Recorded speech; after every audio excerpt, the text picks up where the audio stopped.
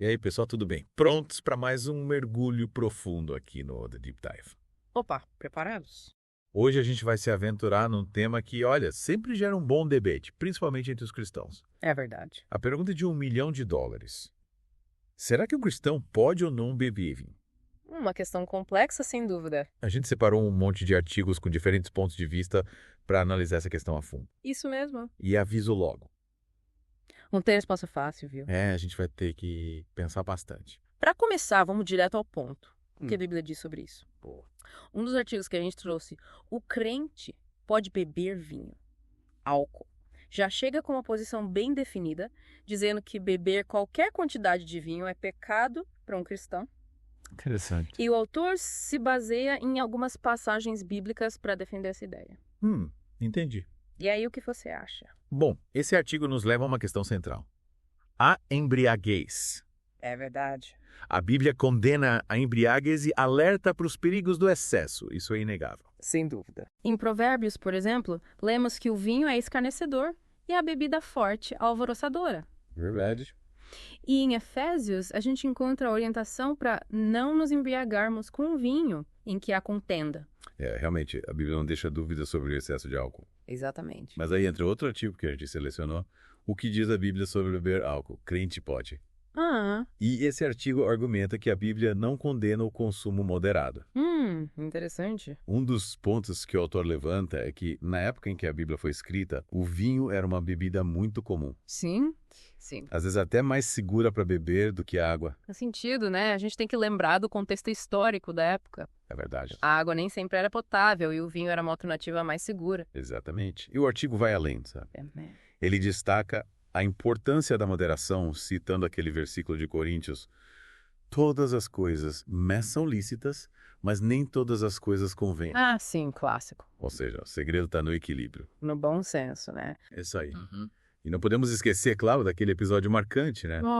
Jesus transformando água em vinho nas bodas de Caná. Ah, é verdade. Um momento emblemático. O artigo vinho, crente pode beber, destaca esse evento e ainda menciona o uso do vinho como remédio em algumas passagens bíblicas. Sim, lembro disso. Em Lucas e Timóteo, por exemplo. Realmente a presença do vinho na Bíblia é bastante significativa. Né?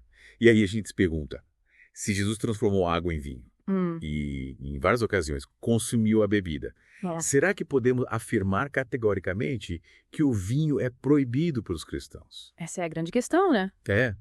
Mas aí, pensando bem, será que o vinho que Jesus bebia era fermentado? Boa pergunta.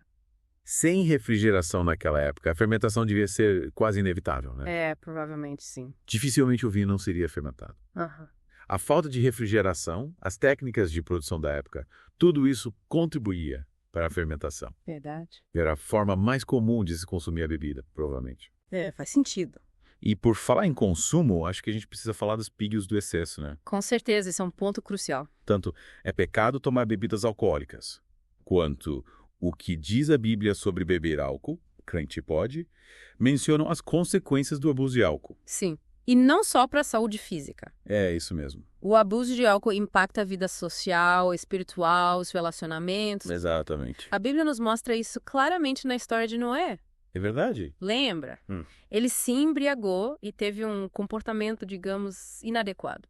Noé deu um vetezinho, né? Deu, e com consequências sérias para ele e para a família. Essa história serve como um alerta pra gente. Sem dúvida. O excesso de álcool pode levar a atitudes que a gente se arrepende depois. É verdade. E além das consequências individuais, tem também o impacto social do alcoolismo.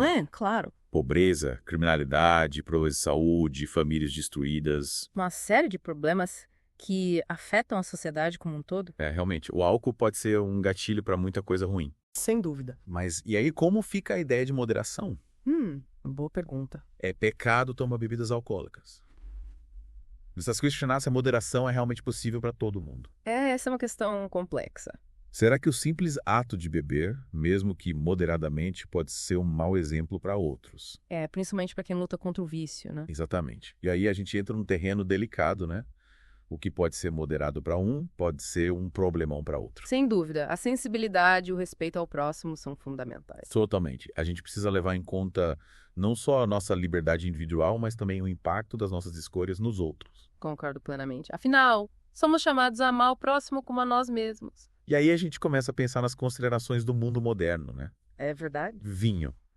O crente pode beber? Traz uma perspectiva interessante sobre o contexto histórico e cultural do vinho. A relação com a bebida em países com forte tradição vinícola, como Portugal, é diferente da relação que a gente tem aqui no Brasil. Sim, com certeza. Aqui, essa tradição não é tão forte, né? O vinho não faz parte da nossa cultura da mesma forma. Exato. E tem a questão econômica também, né? Verdade. O artigo menciona que, aqui no Brasil, o vinho costuma ser mais caro do que outras bebidas alcoólicas. Sim, isso é um fator importante. Torna menos acessível para muita gente, né? Com certeza. A acessibilidade influencia o padrão de consumo e a forma como a sociedade enxerga a bebida. É verdade. E para finalizar essa primeira parte do nosso mergulho, a gente tem mais um artigo para discutir. Qual? É pecado beber uma cervejinha? Parece polêmico. E é. Ele traz um argumento bem forte, as evidências científicas dos impactos negativos do álcool, mesmo em pequenas quantidades. Nossa, O artigo chega a dizer que beber moderadamente pode ser considerado um tipo de suicídio lento. Caramba. Esse artigo promete, né? Promete. Acho que a gente tem muito que discutir sobre isso na próxima parte do nosso mergulho. Com certeza. Tô curioso para saber mais e aí voltou. Voltei. Pronto para continuar nosso mergulho profundo sobre o vinho e o cristão. Preparadíssimo. A gente parou naquela parte, né, da cervejinha e o suicídio lento. Aquele artigo realmente deu o que falar. Mas antes de a gente entrar de cabeça nessa questão, acho que vale a pena a gente voltar um pouquinho e falar sobre os diferentes tipos de álcool. Boa ideia. A gente mencionou isso por alto, né? Sim, no artigo vinho, o crente pode beber. E que fala que o vinho na época da Bíblia era bem diferente das bebidas que a gente tem hoje. Sim, lembro. Tipo, cachaça, whisky. Isso. Bebidas destiladas. O processo de destilação que aumenta a graduação alcoólica não era comum naqueles tempos. Entendi. Então a bebida forte que a Bíblia menciona. Provavelmente era um vinho mais forte, mas nada comparado com as bebidas destiladas de hoje. Faz sentido. É outra época, outra tecnologia. Totalmente. E falando em diferenças, o artigo Vinho o Crente Pode Beber traz a opinião de uma especialista, a Ângela Faria. Ela é o quê? Engenheira de alimentos. Legal. Ela detalha como era a produção do vinho na época da Bíblia. Nossa, deve ser super interessante. Desde a escolha das uvas até o armazenamento. Incrível como o conhecimento da época influenciava tudo, né? Com certeza. A gente tem tanta tecnologia hoje em dia para a produção de vinho. Hoje o processo é outro. E tem mais, o artigo também cita um médico, o Isaac Pereira. Médico.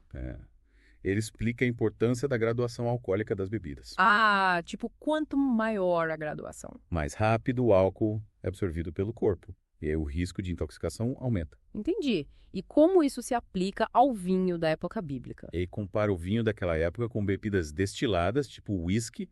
A diferença na velocidade de absorção do álcool é enorme. Caramba. É por isso que comparar o consumo de vinho na época da Bíblia com o consumo de bebidas hoje em dia é tão complicado.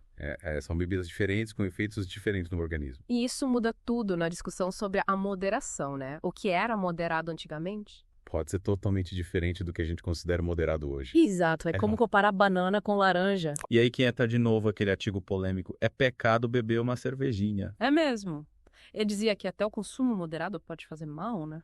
Ele joga essa bomba na discussão. Cita vários estudos científicos que mostram os impactos negativos do álcool no corpo. Mas mesmo em pequenas quantidades. Mesmo. Cérebro, coração, fígado, tudo pode ser afetado. E aí a gente fica naquele impasse, né? Se o álcool pode ser prejudicial, mesmo em doses moderadas. Como conciliar isso com a ideia de que o vinho é uma dádiva de Deus? O Salmo 104 fala sobre isso, né? Exatamente. Como entender essa aparente contradição entre a Bíblia e a ciência? Essa pergunta realmente mexe com a gente, né? A gente cresce ouvindo que o vinho é um presente de Deus, um símbolo de alegria. É de celebração. Mas e se esse presente puder fazer mal para nossa saúde, será que a gente está entendendo a Bíblia direito? Talvez a gente precise dar uma olhada mais crítica nessas passagens, né? Levar em conta o contexto histórico, cultural. E o conhecimento científico que a gente tem hoje. Na época da Bíblia, a ciência ainda não conhecia os efeitos do álcool no corpo como a gente conhece hoje. Verdade. É como a questão da gula, né? A Bíblia também fala sobre os perigos da gula. Mas ninguém acha que comer é pecado. Exato. Talvez o segredo esteja no equilíbrio, na moderação. Em saber aproveitar as coisas boas da vida com sabedoria, sem exagerar. É isso aí. Aproveitar com responsabilidade, sem prejudicar a saúde nem a vida dos outros. E aí a gente volta para aquele ponto crucial, né? O impacto das nossas ações nos outros. Sim. O artigo é pecado tomar bebidas alcoólicas. Lembra a gente disso. Nossas escolhas podem influenciar as pessoas ao nosso redor. Principalmente quando se trata de algo delicado como o álcool. Exatamente. O amor ao próximo deve ser sempre a nossa prioridade. Se beber causa escândalo, se prejudica a fé de alguém. Talvez seja melhor abrir mão, né? Pensar no bem-estar do outro. E no final das contas, a decisão de beber ou não é muito pessoal. De cada um com sua consciência. Cada um busca a orientação de Deus, examina a Bíblia. E faz a escolha que achar melhor. Exatamente. Não tem receita de bolo para essa questão. Cada um tem sua história, sua relação com Deus. O importante é que a decisão seja consciente e responsável. E em sintonia com a nossa fé. É isso aí. Nossa, quanta coisa a gente já conversou. Acho que a gente precisa de um tempinho para digerir tudo isso. Verdade. Que tal a gente fazer uma pausa aqui? Bom, e na próxima parte a gente volta para amarrar todas essas ideias. E tentar chegar a uma conclusão. E aí, pessoal? De volta para a última parte do nosso mergulho profundo sobre o vinho e o cristão. Nossa, quanta coisa a gente discutiu, hein? É verdade. Passamos por tanta coisa, né? Bíblia, história, cultura, até a ciência deu palpite. Essa discussão foi intensa. Mas acho que a gente tirou boas lições dessa conversa toda. Com certeza. Acho que a principal delas é que não existe uma resposta fácil, né? Afinal, um cristão pode ou não beber vinho. Essa pergunta não tem uma solução única e definitiva. Cada um de nós precisa encontrar seu próprio caminho. Buscando a orientação de Deus, tomando decisões conscientes, responsáveis. Sempre em sintonia com a nossa fé. Exatamente. E nesse processo todo, a gente precisa ter humildade, sabe? Humildade? Humildade para reconhecer que a gente não tem todas as respostas. Sim. Entendo. A Bíblia nos dá orientação, mas a interpretação dela pode variar, né? Depende do contexto histórico, cultural. Pessoal, cada um tem sua própria leitura. É verdade. A gente precisa ter cuidado para não transformar a Bíblia num monte de regras. Num manual rígido e pronto. Exatamente. E por falar em cuidado, acho importante a gente lembrar de alguns pontos que a gente discutiu, né? Boa. Tipo o quê? A Bíblia condena a embriaguez, os excessos. Sim. O consumo exagerado de álcool. Isso pode ter consequências sérias. Tanto para a pessoa quanto para a sociedade. É verdade. A gente viu isso, né? O alcoolismo é um problema real. Pode levar a dependência, problemas de saúde. Dificuldades nos relacionamentos. Violência, acidentes. Isso afeta todo mundo, né? Não importa idade, classe social, religião. O alcoolismo não faz distinção. E a gente também viu a diferença entre o vinho da época da Bíblia e as bebidas de hoje. É verdade. O processo de produção mudou, o teor alcoólico. A forma de consumo. Tudo diferente. E essa mudança influencia a discussão sobre moderação, né? Totalmente. O que era moderado na época da Bíblia. Pode ser completamente diferente do que a gente considera moderado hoje. Os tempos mudam, os costumes mudam. E a ciência também avança, né? A ciência mostra que mesmo o consumo moderado pode ter impactos negativos. A longo prazo. E aí a gente volta para aquela pergunta que não quer calar, né? Qual? Se o álcool, mesmo em doses moderadas, pode fazer mal. Como conciliar isso com a ideia do vinho como dádiva de Deus? Como a Bíblia fala em alguns trechos. Uma pergunta complexa, sem dúvida. E aí? O que a gente faz com essa questão? Talvez a gente precise reinterpretar essas passagens, sabe? Reinterpretar. Como assim? Olhar para elas com o conhecimento que a gente tem hoje. Entendi. Levar em conta a ciência, o contexto histórico. É isso aí. Pensar na mensagem central, no significado simbólico. Será que o foco é o consumo da bebida em si? Ou a alegria, a comunhão, a celebração que o vinho representava? Fica essa reflexão. Mas acho que, independentemente da resposta, a gente sempre precisa lembrar do amor ao próximo. Com certeza. Esse é o princípio básico, né? Se o nosso consumo de álcool causa problema para alguém, se prejudica a fé de alguém, se causa escândalo. Talvez seja melhor a gente abrir mão. Pensar no bem do outro. E no final das contas, a decisão de beber ou não é de cada um, né? É uma questão de consciência. Cada um busca a orientação de Deus, reflete sobre a Bíblia. E faz a escolha que achar melhor. É isso aí. Não tem certo ou errado. O importante é a decisão ser consciente, responsável. E levar em conta tudo que a gente discutiu aqui. Exatamente. Nossa, esse mergulho foi profundo mesmo, hein? A gente começou com uma pergunta simples e olha onde a gente chegou. É verdade, exploramos um monte de ideias, de dilemas. Acho que essa é a beleza de se aprofundar num tema, né? A gente sai da zona de conforto, aprende coisas novas. E quem sabe, no final de tudo, a gente até muda de opinião. Ou pelo menos abre a mente para novas perspectivas. E assim a gente termina mais um mergulho profundo aqui no The Deep Dive. Esperamos que você tenha gostado da conversa. E que ela te inspire a refletir sobre sua relação com o álcool e com a sua fé. E lembre-se, Não existem respostas prontas para perguntas complexas. O importante é continuar buscando, questionando, se aprofundando. E sempre com respeito, com amor e com mente aberta. Um grande abraço e até a próxima. Tchau, tchau. Seja abençoado compartilhando com seus amigos e familiares. Curta o vídeo e se inscreva no canal para continuar recebendo a palavra.